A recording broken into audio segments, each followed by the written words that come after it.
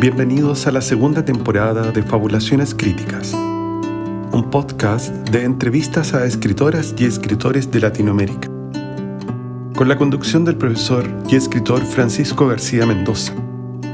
Este programa es una colaboración entre la Facultad de Letras y la Biblioteca de Humanidades de la Pontificia Universidad Católica de Chile.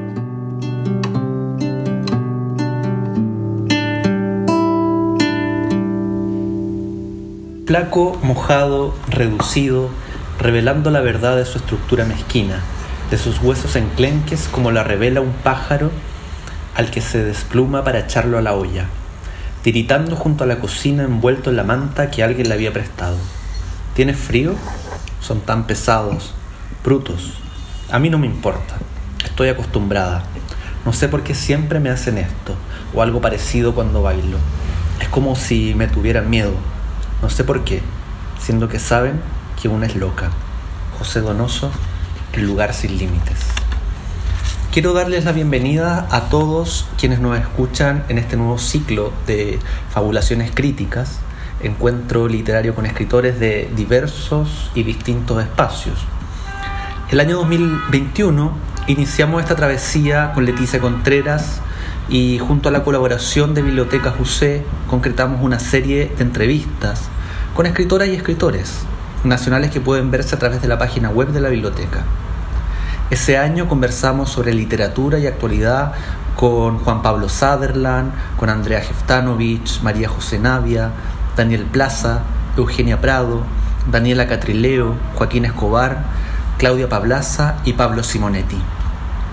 Y este año nos renovamos, evolucionamos, mutamos a un formato mucho más portátil, mucho más actual, y empezamos también a romper la frontera, a borrar esas líneas divisorias determinantes e imaginarias que de alguna u otra manera nos contienen y nos clausuran. Por lo mismo, para esta ocasión tenemos como invitado al escritor Juan Carlos Cortázar. Nace en Lima el año 64, estudió Sociología y Políticas Públicas, y ha publicado diversos textos, entre ellas Tantos Angelitos y Cortarse las Manos, Cuando los hijos duermen, Animales peligrosos, La embriaguez de Noé, y últimamente el libro Como si nos tuvieran miedo en Perú y otros países. Ahí vamos a conversar con Juan Carlos en qué lugares se publicaron, ¿no? Pero la cita que acabo de leer en la introducción, ¿no?, de este programa es justamente de este último libro y es de José Donoso, ¿no? Juan Carlos, ¿cómo estás? Gracias por aceptar la invitación a este nuevo ciclo. ¿Cómo estás, Francisco? Muchas gracias por la invitación. Un gusto estar contigo y estar en este espacio de la biblioteca. Muchas gracias. Qué bien, mira. Tengo varias preguntas acerca de tu literatura y al revisar cada una de ellas, lo primero que me llamó la atención es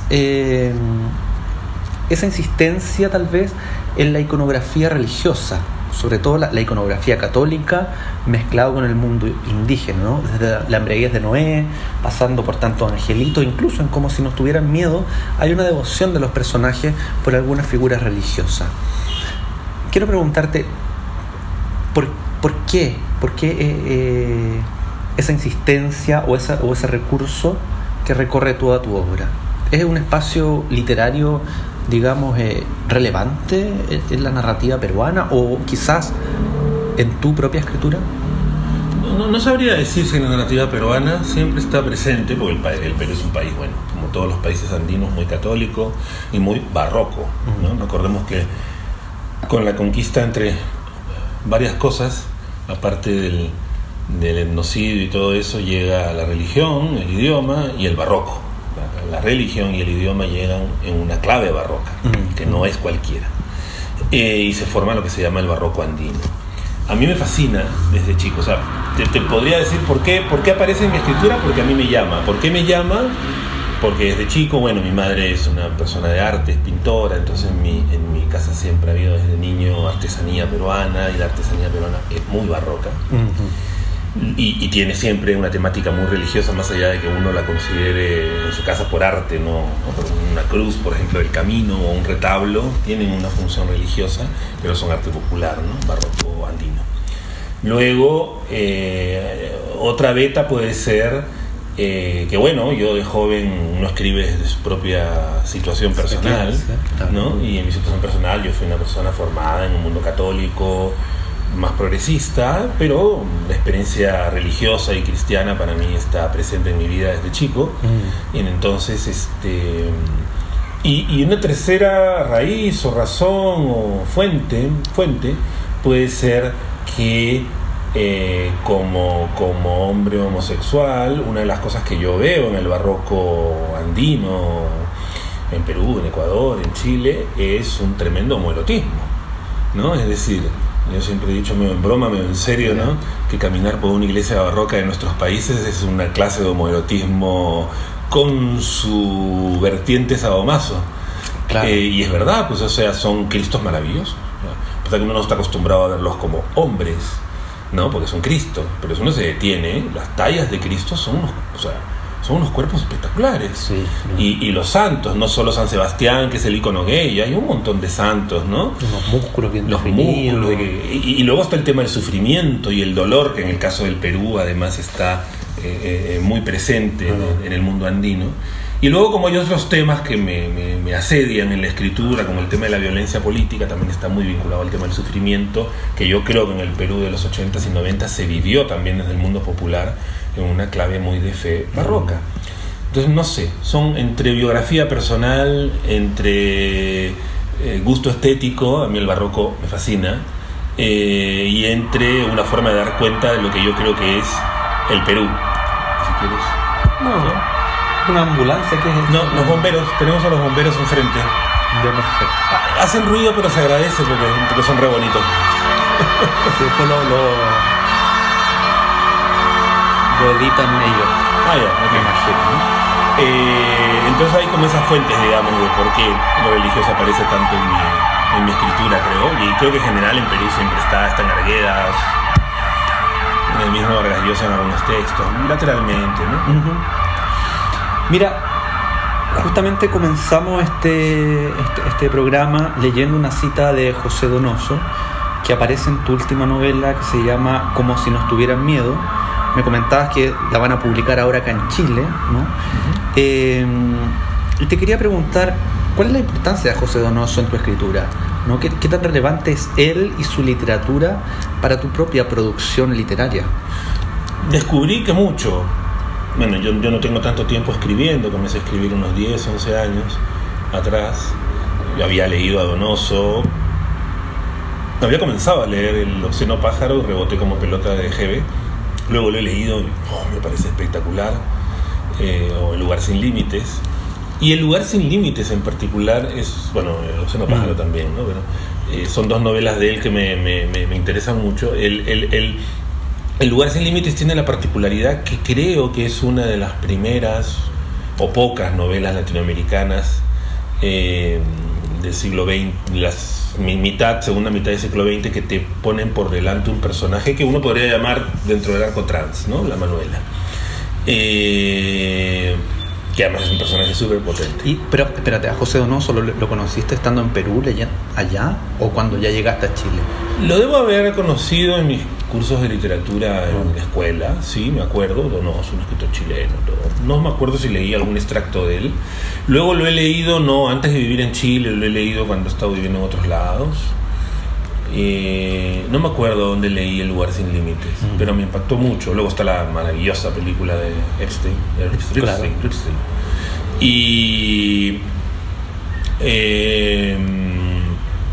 Y bueno, yo soy malo con los títulos, entonces siempre me ando robando títulos.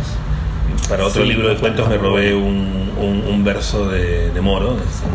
El inmenso desvío. Y aquí la novela se llama Como si nos tuvieran miedo, que en realidad lo que hice fue refrasear en plural, porque son por lo menos dos personajes desde los cuales se habla ese miedo, dos personajes del arco trans, diríamos, en la época de la guerra interna, ¿no? En el Perú, los 80s y 90s. Bueno, la novela está situada en el 92. Y cuando repasé mis subrayados de Donoso, me saltó ese párrafo que leíste, ¿no? Donde la Manuela dice, ¿no? No sé por qué, ¿no? Es como si me tuvieran miedo, como no saben si yo soy loca. Entonces ya, lo puse en plural un poco por los personajes. Sí. Y por ahí me robé el título. ¿Y por qué crees tú que un personaje como la loca de José Donoso, ¿no? O tu propio personaje acá en esta novela enuncian eso de que ellos me tienen miedo a mí? Porque, bueno, esta novela en particular aborda un tema que ha sido poco abordado a través de la literatura en Perú, por lo menos, que es la violencia contra población homosexual, lesbiana o trans durante la guerra interna, ¿no? En el Perú. Con guerra interna nos referimos al conflicto interno armado entre el Estado y Sendero Luminoso y el MRTA. Y evidentemente hubieron matanzas desde el punto de vista de las fuerzas estatales. Algunas de esas cosas las he puesto en ficción en la novela. Pero el hecho que es central para uno de los personajes, para Angie, es una matanza que hace el MRTA en la selva del Perú, en una lógica de limpieza, ¿no? De limpieza moral. El MRTA, a diferencia de Sendero Luminoso, era un movimiento que estaba más en una lógica guevarista, ¿no? Sendero más en una onda maoísta extrema. Pero ambos, ¿no? Incluso la mirada más guevarista, que uno podría decir era un poco más abierta, comparado con el maoísmo duro, tenían esta idea de limpieza moral, ¿no? Y hicieron una famosa matanza en una discoteca, bar, en una ciudad chica de la selva, Tarapoto, en un bar llamado Las Gardenias. Bueno, yo ficcioné eso para armar ¿El Estado hizo la matanza? No, el MRTA. Ah, ya. Entonces hubo matanzas de ambos lados. Y luego ficciono el único testimonio que encontré en la Comisión de la Verdad, ¿no? Sobre la guerra interna, el único testimonio público que habla de una persona que es llevada a un lugar donde, bueno, torturaban y mataban, Sendero en este caso, a gente homosexual. Y espérame, esa violencia, ¿tú crees, o esas matanzas, es porque esa gente que violenta le tiene miedo al sujeto homosexual, al sujeto que es distinto? Mucho más que al sujeto homosexual, al sujeto trans.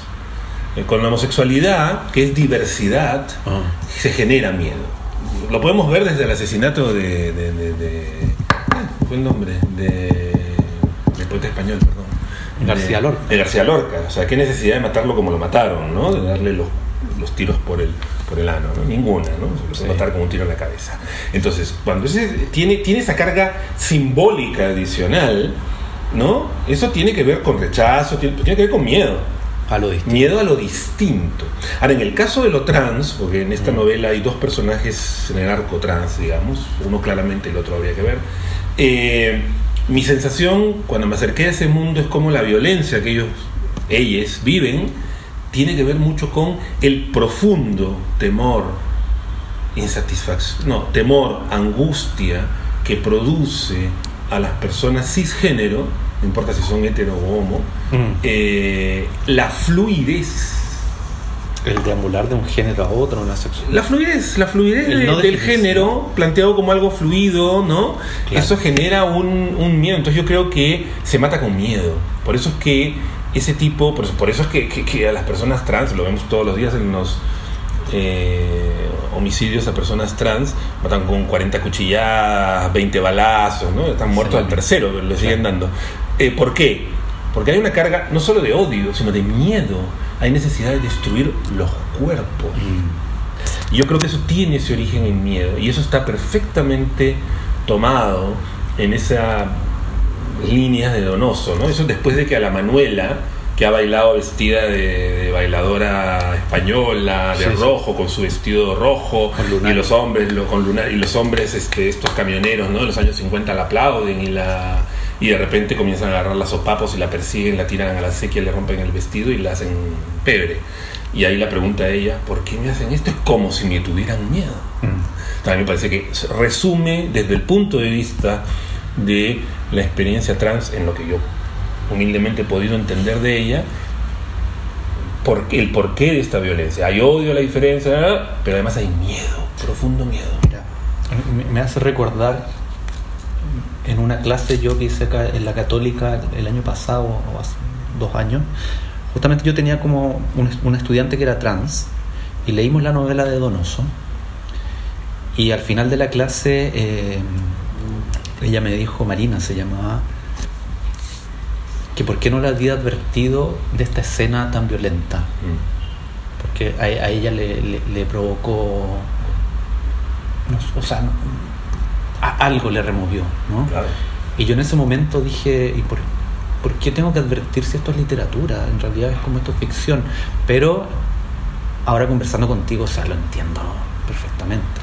Sí, yo creo que como todo arte tiene posibilidad el teatro, por ejemplo, ¿no? El cine, de reconstruir y darle sentido a experiencias, ¿no? Pero cuando uno encuentra su propia experiencia reflejada, es fuerte, por lo menos, que creo que nos puede haber pasado a muchos homos con otras películas de repente, sí. O muchas lesbianas, mira. o obras de literatura. Otra gran referencia, aparte de esta, para escribir esa novela fue Salón de Belleza de Belatín, ¿no? Una maravillosa obra con otro personaje trans espectacular. Sí, también muy recomendable. ¿Trabajas tú principalmente con personajes, digamos, no heterosexuales, como para no encasillar, ¿no? De hecho, el protagonismo está en sujetos cuya identidad no se corresponde con los mandatos de la norma, ¿no?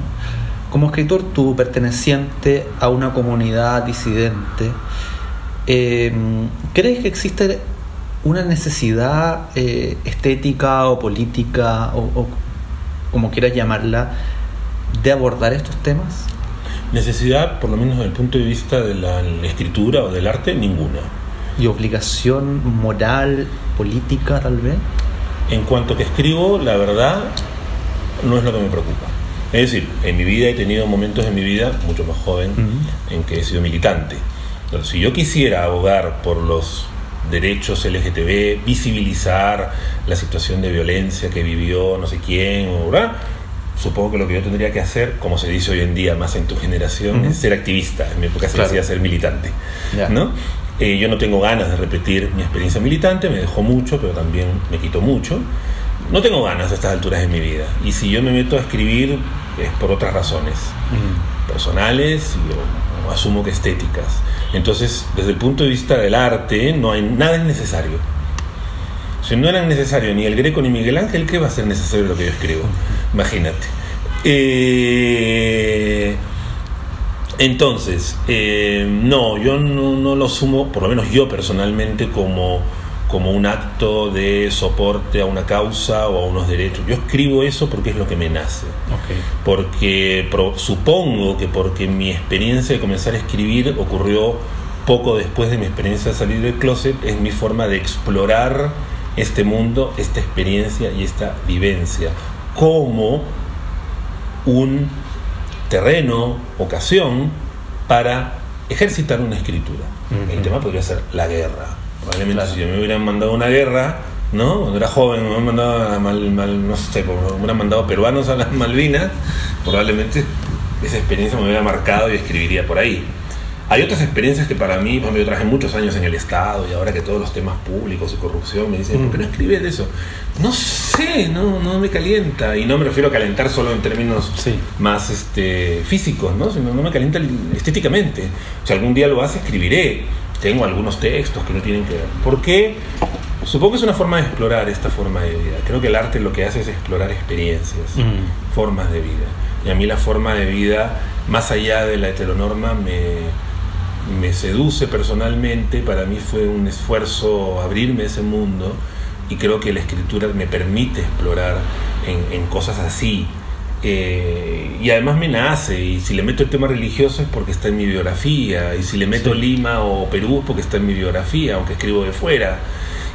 Tengo algunas cosas escritas que ocurren en Chile y en Buenos Aires, donde he vivido también, pero no es un móvil, no lo siento como una obligación estética, porque creo que para el ejercicio de una escritura el tema es irrelevante, y tampoco lo asumo como una obligación de activismo o militancia, porque no lo soy. Para mí la militancia y el activismo es algo muy serio. Entonces yo, simplemente porque hago esto, ya me puedo creer defensor de... No, me parece que para hacer eso hay que hacer otras cosas que en este momento de mi vida no tengo ganas de hacer. Entonces.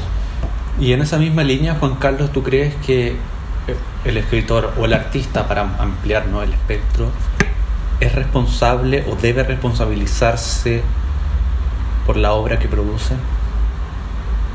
Chuta.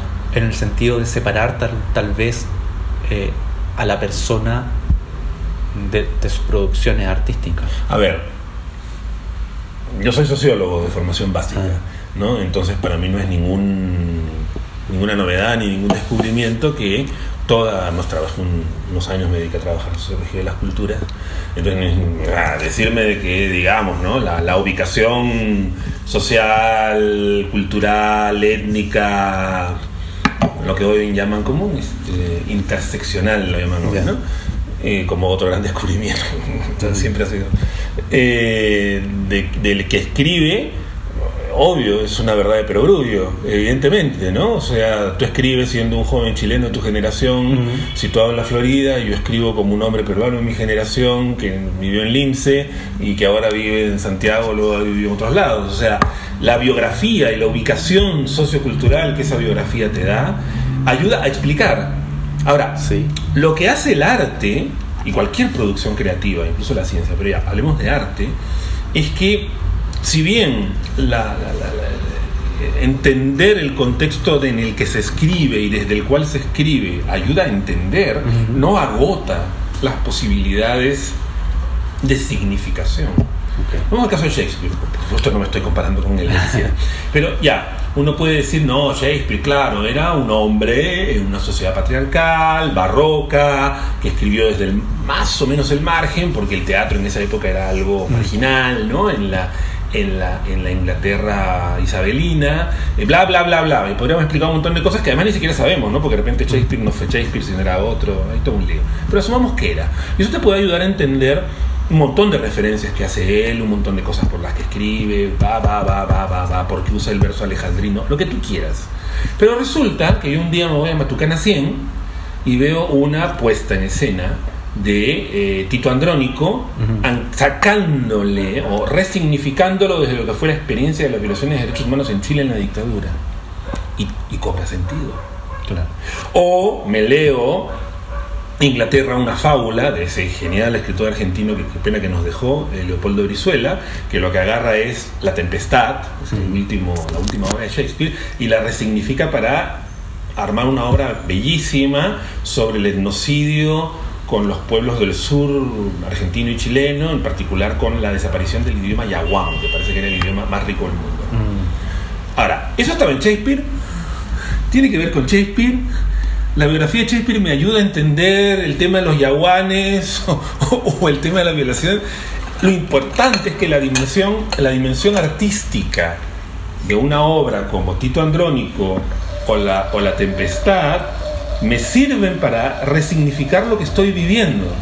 Esa dimensión excede largamente la mera observación sociológica de Shakespeare era hombre y era situado y la Inglaterra que estaba comenzando a desarrollarse como imperio, bla bla bla. Entonces están las dos cosas, estamos situados, pero el arte te da el arte, el bueno, ¿no? Posibilidades de resignificación desde el futuro de esa obra que ya no tienen que ver necesariamente con ese marco. No sé si me explico. Sí, perfectamente. ¿Qué pasa, por ejemplo, con algunas críticas que has recibido de esa suerte de apropiación que hacen algunos escritores de temas que, entre comillas, debiesen corresponderle a otras personas, ¿no? Como si nos tuvieran miedo, por ejemplo, hay una peluquera que es trans, un poco el estereotipo, ¿no?, del trans como recluido en la peluquería. ¿Es relevante el lugar de enunciación del escritor? O sea, te pregunto, para escribir de lo trans, ¿necesariamente debo habitar un cuerpo trans? ¿O es complicado yo, como sujeto blanco, heterosexual, hablar de una minoría cisgénero, hablar de una minoría tan lejana, tal vez? ¿Es relevante el lugar desde donde uno escribe y habita? O sea, es relevante. Ahora, el arte justamente, lo que en buena medida el arte consiste en impersonar lo que no somos. Y por eso tiene una fuerte carga de empatía y de solidaridad, porque te permite impersonar a quien no eres y tratar de empatizar, no digo entender necesariamente. Ahora, algunas cosas que mencionaste. Sí, yo soy consciente, por ejemplo, que hay dos personajes trans ahí. Uno, tal vez más pegado al estereotipo que uno podría ver todos los días de la peluquera trans. Claro. El otro, en realidad, es un personaje que viene de Sendero mismo, ¿no? Y que huye de Sendero y trata de esconderse en una cobertura trans que termina no siendo tan cobertura, parece. A mí alguna vez cuando lo estaba escribiendo la novela me acosó la idea de puta, esto no es muy estereotipado, lo del personaje Angie, la peluquera, pero a mí me sirvió mucho, yo no sé si lo logro, por supuesto, eso lo dirán los lectores, ¿no? Pero a mí me sirvió mucho el personaje de María Velatín, ¿no? De Salón de Belleza. Sí, pues es una peluquera. Sí. Pero lo que hace Velatín, claro, Velatín es un genio y yo no, pero en fin, lo que hace Velatín, ¿no? Es rompe el estereotipo desde dentro. Porque más allá del estereotipo que sea la peluquera, traba, trans, como quieras llamarla, es un personaje que tiene una humanidad y unos pliegues y unas sombras y unas luces maravillosas. Porque no importa, o sea, el estereotipo se puede romper de dentro. Yo espero algo de eso haber hecho, lo dirán los lectores. El otro personaje, claramente, huido de Sendero, escondido y todo, es mucho menos. Pero en realidad, eso, lo otro, evidentemente una persona trans que escriba sobre el mundo trans, igual que yo, homo, escribiendo sobre el mundo homo, tienes más facilidad porque entiendes más y probablemente te sale algo más verosímil, que es lo que importa. En el mundo del arte lo que importa es la verosimilitud, no la verdad. Que es una de las diferencias también con el mundo de la militancia o el activismo, ¿no? El arte es un tema de verosimilitud. La verdad, un tema que no es relevante. No es relevante.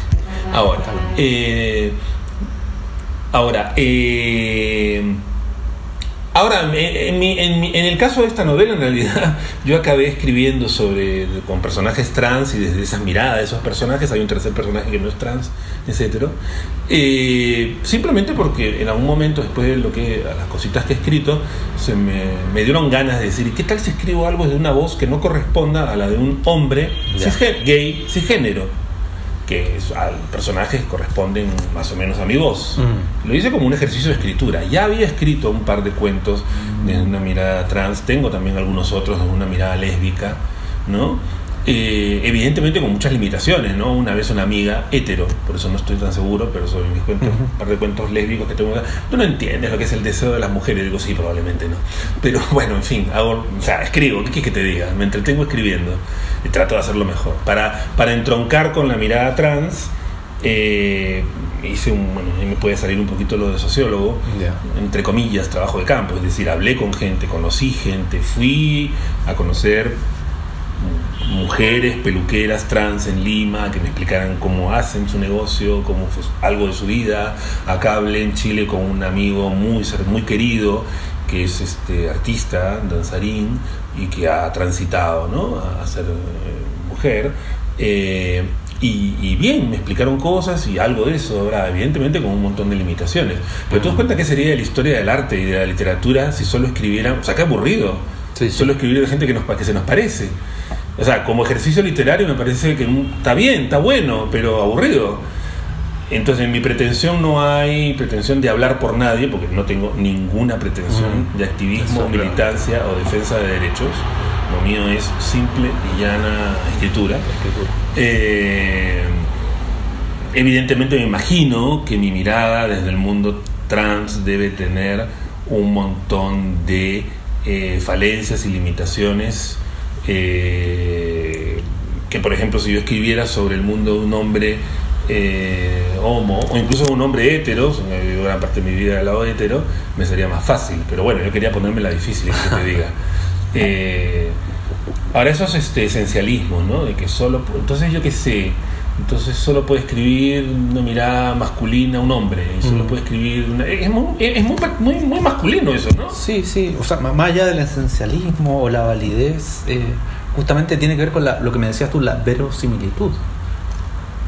Tal vez menos verosímil o menos, no lo sé.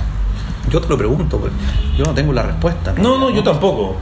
La verdad que no pensé en nada de eso cuando escribí, porque como te digo, no es mi objetivo representar a nadie, ¿no? O defender o atacar a nadie. No tengo ningún objetivo activista o militante con lo que escribo. Si lo tuviera, me debería dedicar a otras cosas para que de verdad, ¿no? Porque si no, me parece muy cómodo decir, como yo escribo unos cuentos sobre maricones, entonces yo soy defensor de los derechos del género. No, para ser defensor de los derechos hay que hacer algo distinto. Claro, sí, está bien. Oye, a propósito de toda tu escritura, vamos a tu formación, ¿no? He leído, he sabido que tú has tomado varios talleres, cursos de escritura, ¿no? Tanto académicos como más informales, digamos. Cuéntanos un poco acerca de tu formación como escritor y qué tan relevante es para una persona que quiere escribir tomar talleres, tomar cursos. ¿Sirve, no sirve? ¿Es relevante? ¿No lo es? ¿Cómo va eso? A ver, sí, efectivamente yo comencé a escribir grande, a los 42 por ahí, me metí a un taller acá en Santiago, justo estaba en Santiago, a punto de que me transfirieran por mi trabajo a Argentina, y me metí a un taller con un colombiano que hacía talleres acá. Me prometí que iba a ser un hobby. La escritura. Sí, un hobby así como... Y no, bueno, eso no fue un hobby, ¿no? Me agarró demasiado. Te atrapó. Me atrapó. Yo no estudié literatura para nada, ¿no? Lo que yo he estudiado es, como tú dices, escritura narrativa, ¿no? Como me trasladaron a Buenos Aires, que yo creo que Argentina tiene una de las escrituras más potentes de la región. ¿Y las escuelas también en Buenos Aires son? Sí, claro, tiene una larguísima tradición de talleres. Ahora han comenzado a aparecer las maestrías, ¿no? Pero eso es algo relativamente reciente, ¿no? Tiene una larguísima tradición de talleres. Y acabé en un lugar muy maravilloso que se llama Casa de Letras, que es una escuela, no es una maestría, no es una universidad, es una escuela de escritura, donde enseñan escritores, que te enseñan el oficio. Lo que yo creo que uno puede aprender, para mí fue decisivo, para mí fue clave lo de Casa de Letras. Aprendí mucho de gente que escribía, gente como Leopoldo Brizuela, José María Brindisi, Cero Almada, Federico Falco, o sea, gente que estaba escribiendo y que te estaba escribiendo y además que te decían su experiencia que no coincidía con la del costado, digamos, o con otro tallerista. Eran 2 años de formación, de taller en taller, de seminario en seminario. Fue muy entretenido. Aprendí mucho. Yo de chico aprendí con mi madre cerámica. Por supuesto no me dediqué a la cerámica, ni soy un gran ceramista, ni tengo demasiada habilidad. Pero yo creo que cualquier arte tiene una dimensión de oficio, de artesanía. Es decir, en la cerámica te queda claro, ¿no? Es decir, de repente tienes grandes dotes para la cerámica, por alguna razón, pero si no aprendes a amasar la cerámica, si no aprendes a usar la barbotina, si no aprendes a usar las estecas, te vas a la mierda, digamos, no funciona, no te queda nada, no sale nada. Claro, uno siempre puede ser Mozart, ¿no? Que dicen que a los 8 años, ¿no? Y aún así su padre le enseñó. Tampoco podía ser un genio a los 8 años, pero tampoco fue así ex nihilo, ¿no? De la nada. Entonces, yo creo que hay una dimensión que es aprender el oficio.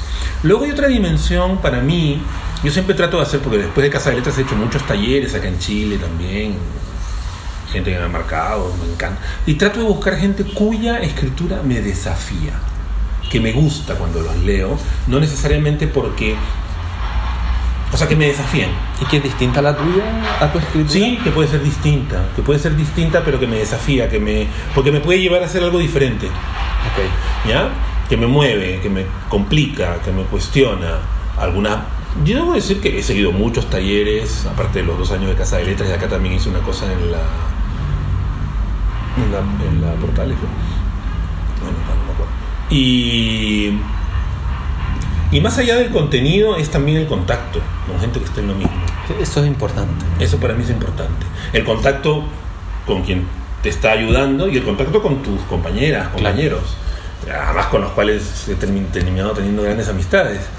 Entonces yo sí creo en que hay una dimensión de aprendizaje que es necesario.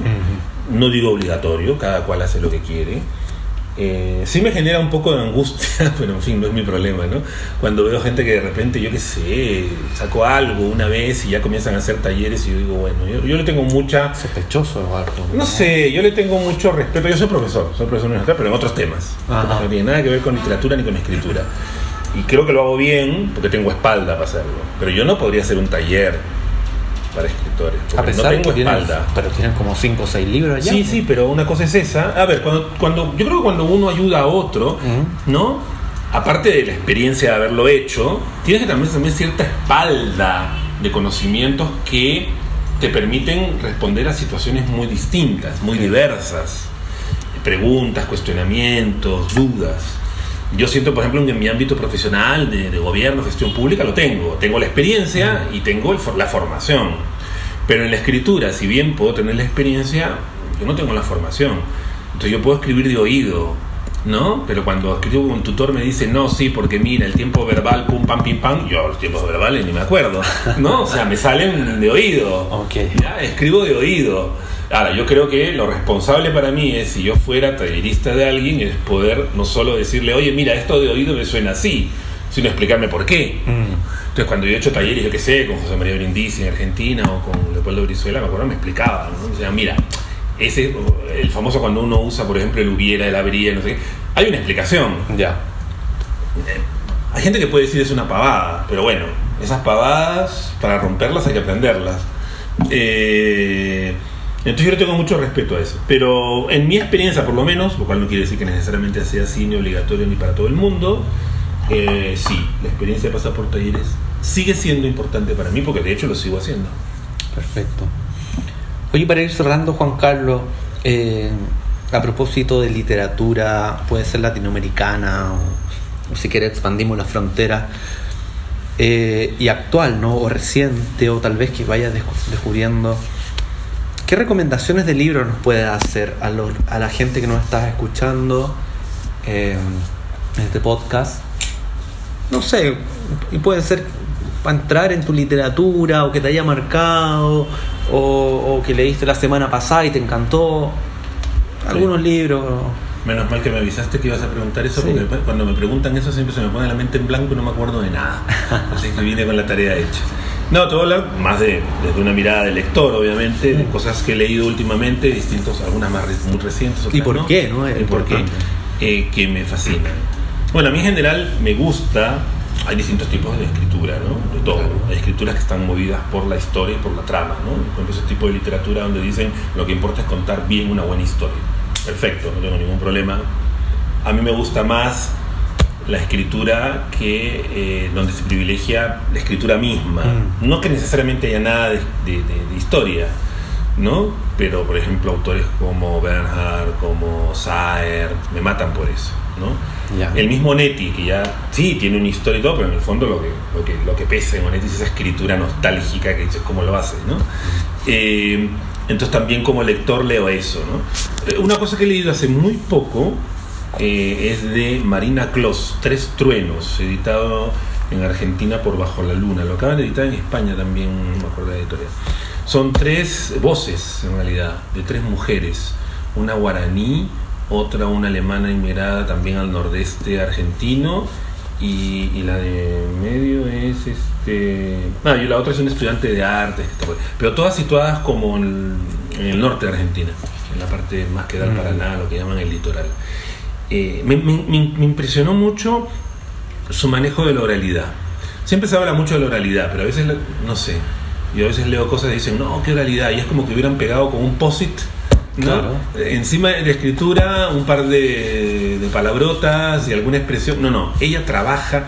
La oralidad en literatura tiene que convertirse en escritura para que cuando lo leas vuelva a ser oralidad, pero tiene que pasar por la escritura.